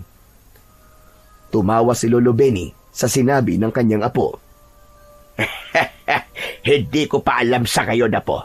Sa totoo lang, hindi ko alam kung ano ng trip ng haranay na yan at kung bakit sa'yo ipinagkaloob ang mutya. Grabe ka naman sa akin, Lo. Yung tawa mo, wagas ha. May halong tagong panlalait eh. O sige na. Seryoso na tayo. Baka naman may dahilan. Baka may nakita siya sa'yo, Apo, na isang bagay na hindi natin alam. At saka, baka may kinalaman ito sa mga nangyayaring kababalaghan dito sa ating baryo. Ganun? Tama ka, Apo. Baka ikaw ang nakatadhanang dapat na lumaban sa wakwak. Hindi pa ako sigurado dyan, pero isang bagay lang ang natitiyak ko. Hindi ibibigay sa iyo ang mutya ng walang dahilan. Hindi mo magagamit ang mutya kung wala itong tiwala sa pinili niya. Tahimik na sumandig si Romeo sa upuan at muling tinitigan ang mutya.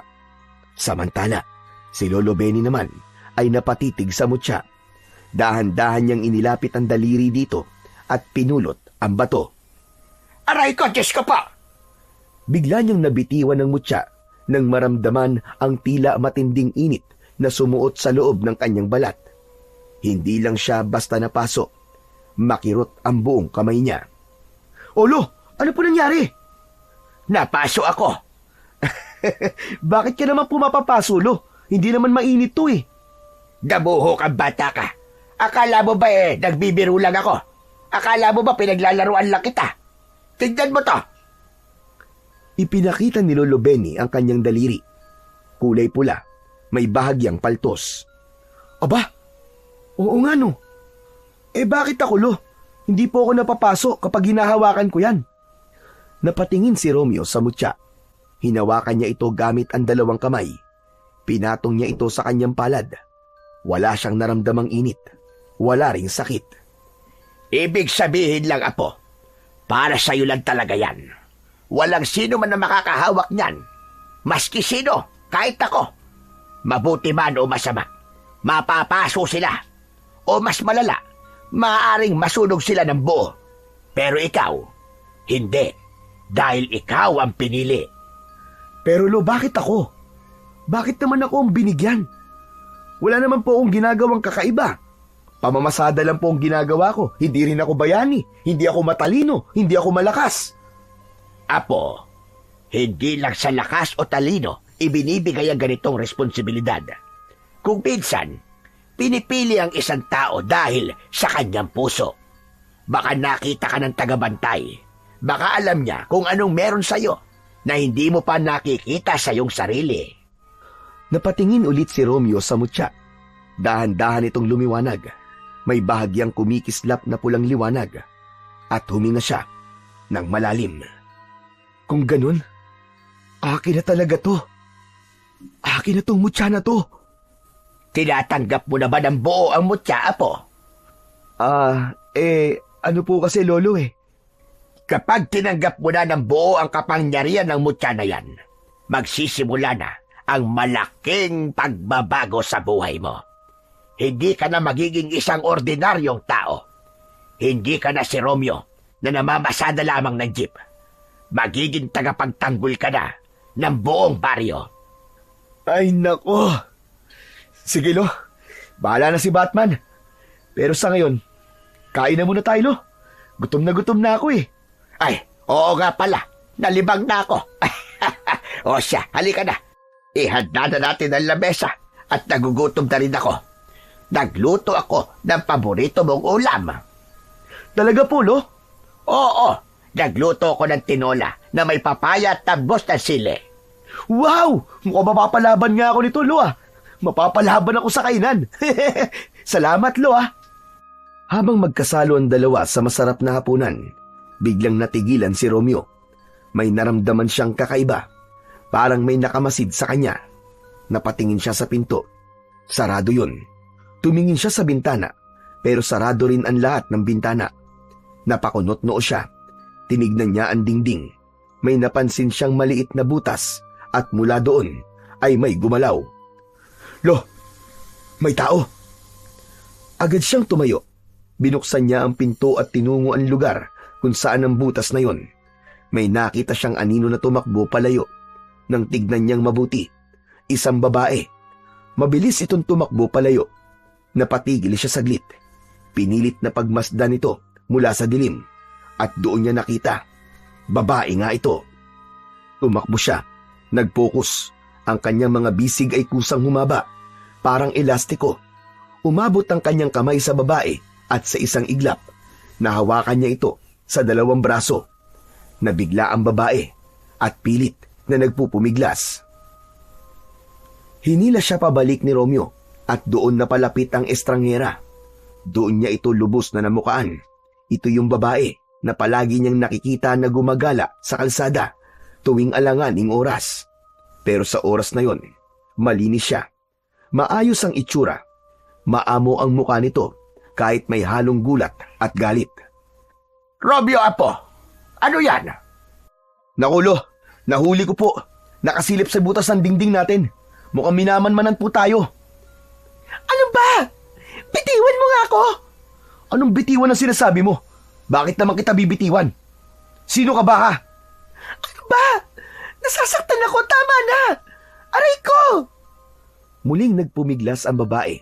Lumala ang tensyon sa pagitan nila. Naawa naman bigla si Romeo.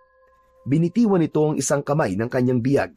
Subalit hindi niya napansin ang biglang pagbunot nito ng punyal at mabilis na sinaksak ang binata sa dibdib. Wag! Ngunit laking gulat nilang tatlo nang sa halip na masaksak ang binata sa dibdib ay tumalbog lang ang punyal sa kanyang balat. Nalaglag ang punyal sa lupa. Anong? Bakit hindi ka tinablan? Anong klaseng tao ka? Hindi kumibo si Romeo. Tinitigan niya ito ng matalim. Ang dibdib niya ay walang sugat. Wala rin kahit konting galos. Ikaw ang dapat tanungin ko niyan. Bakit mo ko sinaksak? Anong motibo mo? Bakit ka nandito? Anong pakay mo sa pagmamanman sa amin? Sandali lang. Huminahon ka muna. Huminahon? Punyemas kasi sinaksak mo ako, hihinahon ako. Gusto mo akong patayin. Ano ba problema mo ha? Hinila ni Romeo ang babae. Hawak pa rin niya ito sa braso. Pilit itong nagpupumiglas, pero hindi siya makawala sa lakas ng binata. Kinaladkad niya ito papasok sa bahay. Si Lolo Benny naman, bagamat may halong kaba, ay tahimik na sumunod. Sa loob, pinaupo nila si Lourdes. Nanginginig ito, ngunit hindi natitinag ang matalim na tingin kay Romeo. Sino ka ba talaga, Iha? At anong ginagawa mo dito? Tahimik si Lourdes. Hindi agad nagsalita at biglang tumayo. Huwag mong subukan tumakas, kundi sasaktan talaga kita. Baka kala mo, kaya kong gawin yun. Sagutin mo ko. Ikaw ba ang wakwak na namemerwisyo dito sa amin, ha? Sagot! Hindi. Hindi ako kalaban. Kung hindi ka kalaban, sino ka? Bakit mo ako gustong patayin? Nadala lang ako sa bugso ng damdamin ko. Hindi ko alam kung anong klaseng tao ka. Natakot ako, nagalangan. Ipinagtanggol ko lang ang sarili ko. Ipinagtanggol? Bakit? May ginawa ba akong masama sa'yo? Humaba ang kamay mo. Kahit sinong tao, matutuliro kapag nakita kang ganun. Hindi ako aswang. Baka ikaw. Ako aswang? Hoy, tignan mo nga sa gwapo kong ito. Pagkakamalan mo akong aswang. Gwapo? Nasaan? Lo, sasaktan ko na talaga to. Pwede ba? Tama na yan, tama na yan. Ang mabuti pa, Iha, sabihin mo sa amin kung ano talaga ang pakay mo at kung bakit ka nandito. Ilang gabi na rin po akong pabalik-balik dito sa baryo nyo. Taga-kabilang barangay po ako. Doon, may ilang tao po na nawawala. At karamihan po doon, mga albularyo at mga kapamilya nila. Pagkatapos ng ilang araw, makikita na lang po ang bangkay nila kung saan-saan. Nung una, nakala po naming adik lang po ang gumagawa nun. Pero naginala na kami, nagawa yun ng isang aswang. Yung bangkay ng lalaki nakita dito sa inyo, taga sa amin po yun. Ganon kalala ang pananalasa ng wakwak sa baryo nyo? Opo. Bakit ka nandito? Anong ginagawa mo dito? Anong pakay mo? Mangyaring, nasundan ko po minsan na dito sa lugar nyo, humapon po ang aswang na yon. Ano? Sigurado ka ba dyan? Oo, hindi lang isang beses ko siya nasubaybayan. Taga rito talaga siya. Pinag-aralan ko mga kilos niya. Lahat ng ulat, kung saan may naririnig ako mga kakaibang tunog at pagaspas ng pakpak, lahat patungo dito. Hanggang sa nakita ko na nga siya. Dito humapon. Malapit dito. Kaya mo ba kami minamanmanan? Pero yung wakwak, sigurado ako babae siya. Walang babae dito sa bahay namin. Aba, malay ko ba? Kaya nga minamalmalan ko kayo eh. Ilang bahay na rin na napuntahan ko. Negatibo sa bakas ng aswang. Pagkatapos dito, isusunod ko naman sana ang mga kapitbahay nyo. Kaso, nahuli mo ako eh. Ba't mo to ginagawa? Bakit hindi? Pinatay niya ang tatay ko. Natahimik si Romeo sa revelasyon ng kanyang kausap. Nakita niya ang matinding lungkot sa mga mata nito. Papatayin ko ang aswang na yon. Papatayin ko talaga siya pag nakita ko siya. At paano mo naman gagawin yun, Aber? Bakit? May kapangyarihan ka ba? Isa ka bang albularyo o antingera o manunugis ng mga aswang? Bakit? Kaya mo bang labanan ng wakwak? Tama ka. Isa nga akong antingera. Pero hindi ko galing mangaso ng aswang. Ngayon lang, kailangan ko itong gawin para mabigyan ng katarungan ng pagkamatay ng tatay ko. Yun lang. Kung ganon, Iya, sigurado ka na talagang taga rito yung wakwak na yon. Opo, Lolo Benny. Sigurado ko. Saka hindi siyang pangkaraniwang wakwak lang. Magaling siyang magtago. Magaling siyang magbalat kayo. Magaling siya sa paggamit ng kanyang itim na mahika. Oo, tama ka, Iya. Ako, isa kong albularyo. Pero hindi ko siya makita-kita. Baka naman nagkakamali lang po kayo. Imposible nga na taga rito siya. Kasi alam mo, may ginawang langis si Lolo eh. Pantukoy sa aswang. Nilibot namin ng buong baryo pero wala kami nakitang palatandaan. Pwede ko bang makita ang langis? Agad na kinuha ni Lolo Benny ang natirang mga botelya mula sa stante at inabot ito kay Lourdes. Tinignan niya ito ng mabuti, inamoy at saka na paatras na parang naduduwal. Teka, bakit, Iya? Hindi maaari. Anong ginawa niyo sa langis na to? Ipinamigay namin yan sa mga kapitbahay para makatulong sa paghanap ng aswang. Di ba nga, kapag may aswang sa paligid, kukuluyan. Tapos, gamot at proteksyon na rin. Hindi. Mali ito. Hindi ito proteksyon. Ang langis na to, delikado. Bagkus, baka ito pa ang maging dahilan ng kapahamakan ng buong baryo. Ano? At bakit naman? Tignan nyo. Sandali. Ihuli mo ako ng butike. Ha? Butike? Sige na, gawin mo na lang. Agad na sumunod si Romeo. Nakita niya ang isang butike sa kisame at agad niyang ginamit ang kanyang kapangyarihan para mahuli ito nang walang kahirap-hirap. Sige, hawakan mo yung ulo para hindi makatakas. Teka, Iya, anong balak mo? Manood kayo, Lolo. Sige, bitiwan mo. Ibinuhos ni Lourdes ang konting langis sa likod ng butike. Halos wala pang ilang segundo, nanginig ito, namula ang mga mata, naglaway, naging mabangis, kahit maliit. Hala, ano nangyayari sa butike? Bakit naging ganyan ang kilos niya? Ang langis na to, may laway ng aswang. Ano ka ba? May laway ng aswang. Paano nangyari yun? Hindi kami mga aswang ni Lolo, no? Hindi ganun ang intensyon namin. Ginawa namin to para makatulong. Makatulong? Pero hindi kayo nag-ingat. Alam niyo bang, maski ipahid lang ito sa balat ng tao, ay maahawa sila? Paano? Paano nangyari to? Posibleng may naglagay ng laway ng aswang sa niluluto niyo, Lolo. Sinadya ito. Anak ng... Hindi. Imposible. Bakit, Apo? Ano yon? Lolo, nung niluluto po kasi natin yung langis, ikaw, ako, at si Tano lang ang nakalapit. Pinabantayan ko saglit kay Tano yung langis. Naihi kasi ako nun eh. Sandali lang ako nawala. Ano ka mo? Ibig mo sabihin, si Tano ang... Hindi lo, imposible. Baka nagkakamali ka lang. Biglang kumilos ang butike. Kinagat ang kamay niyang nakapatong sa lamesita sa sala. Ngunit hindi tumagos ang kagat dahil sa kunat ng kanyang balat. Ngayon mo sabihin sa akin na hindi ako nagsasabi ng totoo. Oo na, oo na. O sige ngayon, anong gagawin natin? Kailangan natin siguraduhin na siya nga ang aswang. Ngayon na. Kailangan nating malaman kung anong klaseng aswang yung Tano na yon at kung bakit masyado makamandagan laway na nilagay niya sa langis. Agad na nagsalin si Lolo Benny ng langis sa isang maliit na botelya. Pagkatapos noon, dahan-dahan silang lumapit sa bahay nila Tano. Tahimik ang buong bahay, parang walang tao.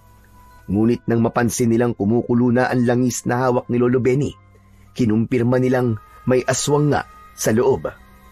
Biglang naging matigas ang anyo ng babae. Inihanda nito ang kanyang punyal. Sirain mo na ang pinto! Ngayon na! Mabilis na nasira ni Romeo ang pinto dahil na rin sa taglay niyang lakas. At doon, bumungad nga sa kanila ang isang nakakagimbal na tanawin. Si Lola Remy, duguan, matatalim ang mga mata habang nilalantakan ang isang bangkay na nasa harapan niya. Nasa tabi nito si Tano, tahimik lang. Hindi siya kumakain ng laman. Nakabantay lang ito sa kanyang lola.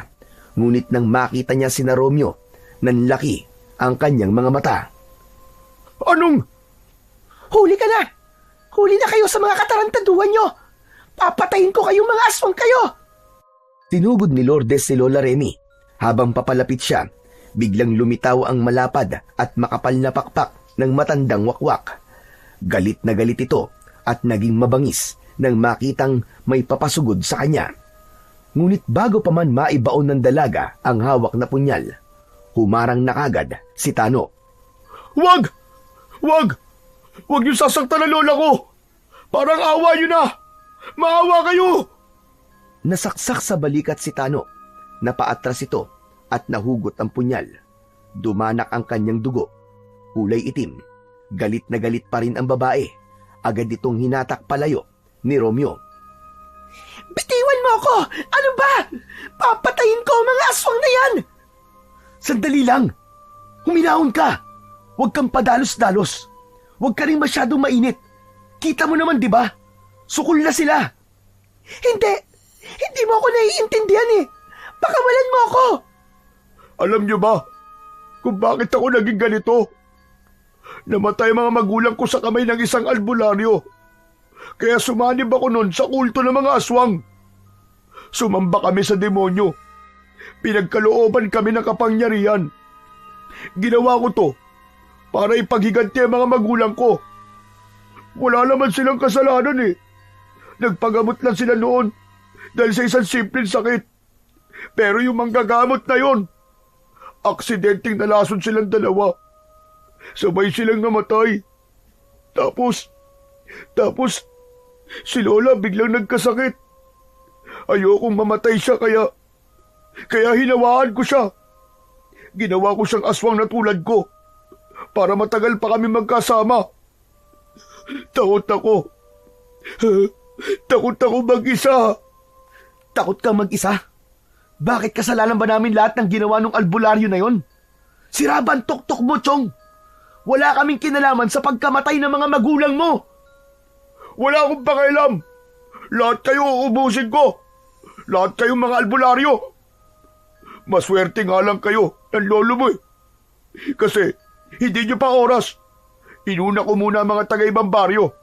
Pero ngayon, papatayin na rin namin kayo. Biglang umungol si Lola Remy, naghanda sa pag-atake. Yung langis, Lolo! Akin ang langis! Inihagis ni Lolo Benny ang langis. Sinalo ito ng babae. Agad niyang binuksan at isinaboy sa papasugod na aswang. Naging mabilis ang mga pangyayari. Nagsisisigaw ang matandang wakwak. Nagpakawala ito ng malakas na tunog. Lola! Bumagsak ang wakwak sa saig. Napunit at tila nasunog ang mga pakpak nito. Halos maabo ang dulo. Nangisay ito. Hindi na halos makagalaw. Halata ang matinding sakit na nararamdaman. Habang ito'y nangyayari, si Tano naman ay biglang nagbago. Ang kanyang mga mata ay naging pula. Lumabas ang matutulis na pangil at tumubo ang malalapad at malalakas na pakpak. Ang balat niya ay naging parang balat ng paniki. Maitim at makintab. Ang mga kuko ay humaba at tumalim. Mas malaki ito sa naunang wakwak. Humuni siya ng napakalakas, parang may tinatawag. Maya-maya pa, May narinig silang pagaspas ng mga pakpak sa labas. Sinasabi ko na nga ba? Marami na siyang nawaan. Lumabas silang lahat ng bahay. Sa labas, nakita nila ang halos 10 wakwak na nakadapo sa mga puno. Lahat sila'y galit na galit. Lahat sila handang pumatay. Nagkatinginan sina Romeo, Lourdes at Lolo Benny. Handang makipaglaban. Agad na inatake sila ng mga wakwak na yon. Nasugatan pa si Lolo Benny. Wala siyang dalang panlaban, kaya inalalayan siya ng kanyang apo. Lahat ay sinasalubong ni Romeo. Tila ginagawang isang matigas na pananggalang ang kanyang katawan upang hindi masaktan ang kanyang lolo. Ang babae naman, walang takot nitong kinakalaban ang mga umaataking halimaw. Halos 3 sa mga yon ang kanyang nasugatan. Sige lang, patayin niyo sila. Patayin niyo ang mga ginawa niyong aswang. Napahinto ang 3. Si Romeo, nagngingit-ngit na sa galit. Ramdam na ramdam niya ang bigat ng sinasabi ni Tano. Walang hiya ka! Maski mga inosente, dinadamay mo, hayop ka! Bakit ako sisisihin mo? Di ba't kayo naman ang nagpamudmud ng langis? Dadami pa yan. Lahat ng tao dito magiging aswang. Kainis at pagkapikon, agad na sumugod si Romeo. Ginamit niya ang kanyang katawan. Binanat ito at binalot si Tano. Pinilipit niya ang katawan na parang lubid. Bitiwan mo kung hayop ka! Bitiwan mo ko! Hindi kita bibitiwan dahil papatayin na kitang hayop ka! Ang sama mo! Ang sama-sama mo! Sa isang mabilis na kilos, pinakawalan niya ang aswang. Pinatulis niya ang kanyang mga kamay. Parang naging patalim. Walang alinlangan, itinarak niya ito sa dibdib ng dating kaibigan. Napasinghap naman ang aswang. Sumuka ito ng itim na dugo. Naubo, nasuka, nakaramdam ng panghihina, pero ngumiti pa rin ito. Kung akala mo, natatakot akong mamatay, hindi. Ayos lang sa akin. Pero kahit mamatay ako, hindi nyo na mababago ang katotohanan. Kayo ang dahilan kung bakit dadami ang mga aswang dito. Hindi ka takot mamatay? Ha! Kung ganon, hindi kita bibigyan ng isang magaan na kamatayan. Tumayo si Romeo, tumingin kay Lolo Benny. Tapos ay muling ibinilog ang katawan at ipinilupot ito sa katawan ng wakwak. Lolo! Sunugin mo ako! Ano ka ba? Hindi maaari yun. Baka mamatay ka po. Hindi pwede. Hindi, Lolo, maniwala ka. Ayos lang yun. Sabi ng gabay ko, hindi daw ako mamamatay. Nakakausap mo ang gabay mo. Opo, kanina pa. Bumubulong po siya sa tenga ko. Siya nagsasabi kung paano ko gamitin ang kapangyarihan ng mutya. Kung ganon, sige. Walang nagawa si Lolo Benny. Nagtiwala siya sa kanyang apo. Kinuha niya ang lighter sa kanyang bulsa. Sinindihan niya ito. Inilapit sa katawan ni Romeo. Unti-unting kumalat ang apoy. Nagliyab ang katawan ng binata. Umalingasaw ang amoy ng nasusunog na goma. Napasigaw si Tano sa sakit at sa amoy. Umuusok ang katawan niya habang unti-unting nilalamon ng naglalagablab na apoy. Hindi siya kagad namatay. Umiyak siya habang nasusunog. Kinuyom ang kanyang mga kamay at nagpupumiglas. Pero hindi na siya makatakas. Wala siyang nagawa kundi tiisin ang dahan-dahang pagtupok sa kanyang katawan.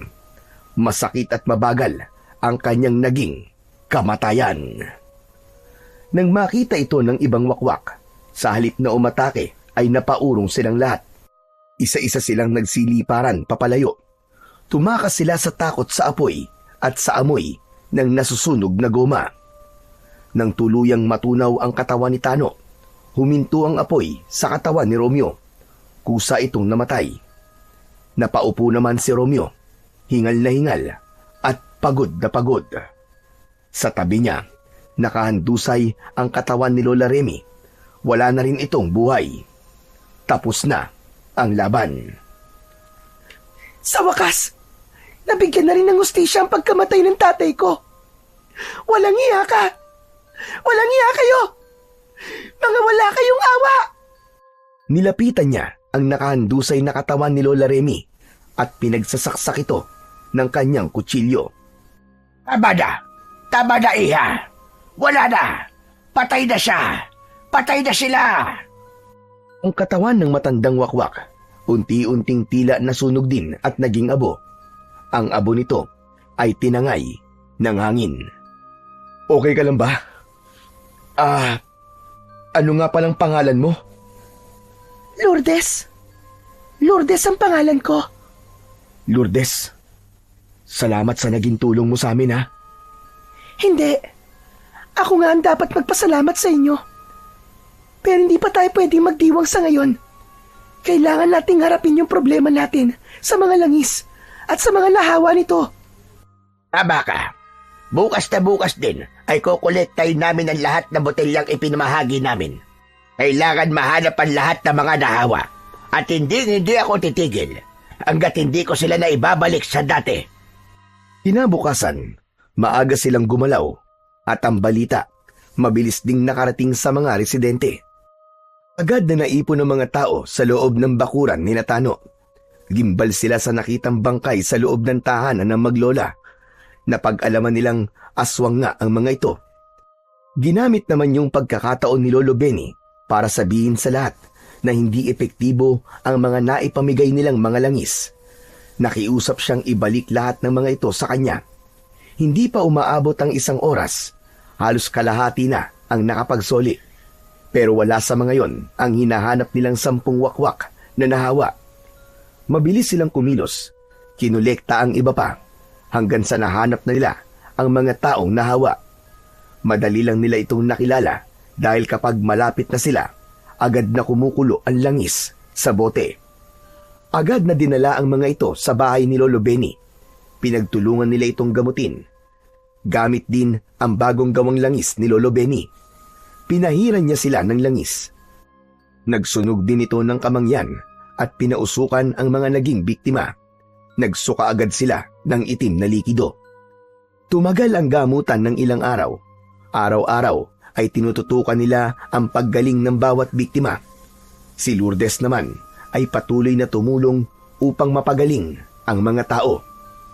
Samantala, hindi na nila sinabi sa mga tao ang buong katotohanan tungkol sa langis. May ilan na nagtanong kung bakit sila naging wakwak. Ang sagot na lang nila, nahawa sila ni Tano na di nila namamalayan. Pinili nilang hindi aminin ang kanilang naging pagkakamali upang hindi sila pagdudahan. Upang magamot silang lahat, ang mahalaga, mailigtas nila ang baryo at maibalik ang kaayusan nito. Pagkalipas ng ilang araw, gumaling na ang mga nahawa. Umuwi na rin si Lourdes sa kanilang baryo. Natapos na ang kanilang mga kalbaryo. Ngunit isang gabi, habang nakatambay mag-isa si Romeo sa loob ng kanyang jeep, biglang nagpakita sa kanya ang gabay. Romeo, pinatunayan mo na karapat-dapat ka na. Kaya ngayon, ibinibigay ko na sa iyo ng buo ang mutya. Gamitin mo ang kapangyarihan nito sa tama at sa kabutihan ng mas nakararami. Opo, pinapangako ko po. Buong buhay ko, gagamitin ko mutyang to para sa pagtatanggol sa mga taong nasa panganib. Lalabanan ko po ang lahat ng mga kampon ng kadiliman. Napangiti si Romeo.